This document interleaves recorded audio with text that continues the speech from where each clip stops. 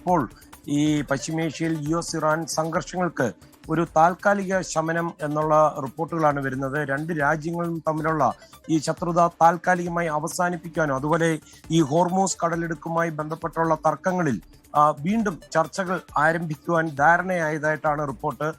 US മാധ്യമം Axios ആണ് ഈ വാർത്ത ഇപ്പോൾ ബ്രേക്ക് ചെയ്തിരിക്കുന്നത്. പശ്ചിമേഷ്യയെ വലിയ യുദ്ധഭീതിയിലാഴ്ത്തിയ പ്രത്യാക്രമണങ്ങളായിരുന്നു കഴിഞ്ഞ ദിവസങ്ങളിൽ നമ്മൾ കണ്ടത്. ഇതോടെ അതിന് ഒരു താൽക്കാലിക വിരാമമാകുമെന്ന് പ്രതീക്ഷിക്കാം.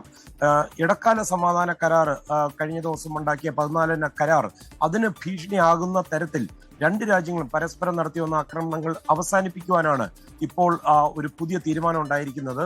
ചൊവ്വാഴ്ച ഖത്തറിൽ വെച്ച് ഇരു രാജ്യങ്ങളും അവരുടെ പ്രതിനിധികൾ ഔദ്യോഗികമായി കൂടിക്കാഴ്ച നടത്തുമെന്ന് മുതിർന്ന ചില US ഉദ്യോഗസ്ഥർ പറഞ്ഞതായിട്ടും ആക്സിയോസ് റിപ്പോർട്ട് ചെയ്യുന്നുണ്ട്.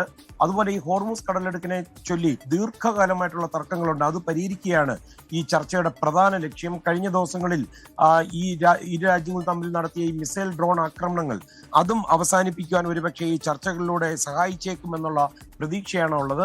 എന്നാൽ ഈ ചർച്ചകളെ കുറിച്ചൊന്നും ഔദ്യോഗികമായി ഇതുവരെയും വൈറ്റ് ഹൗസ് പ്രതികരിച്ചിട്ടില്ല. അതേസമയം അമേരിക്കയ്ക്ക് കനത്ത തിരിച്ചടി നൽകിയെന്ന അവകാശവാദവുമായി ഇറാൻ വന്നു. കുവൈറ്റിലെയും ബഹ്റൈനിലെയും ഏതാണ്ട് 8 US സൈനിക കേന്ദ്രങ്ങൾ തകർത്തതായിട്ടാണ് ഇസ്ലാമിക് റവല്യൂഷണറി ഗാർഡ് കോർപ്സ് പ്രഖ്യാപിച്ചിരിക്കുന്നത്.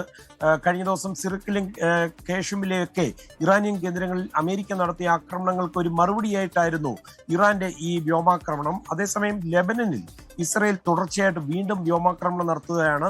ഇറാൻ പിന്തുണയുള്ള ഹിസ്ബുള്ള സംഘങ്ങൾക്ക് നേരെയാണ് ഈ ആക്രമണം നടത്തിയതെന്ന് ഇസ്രയേൽ അവകാശപ്പെടുന്നുണ്ട്.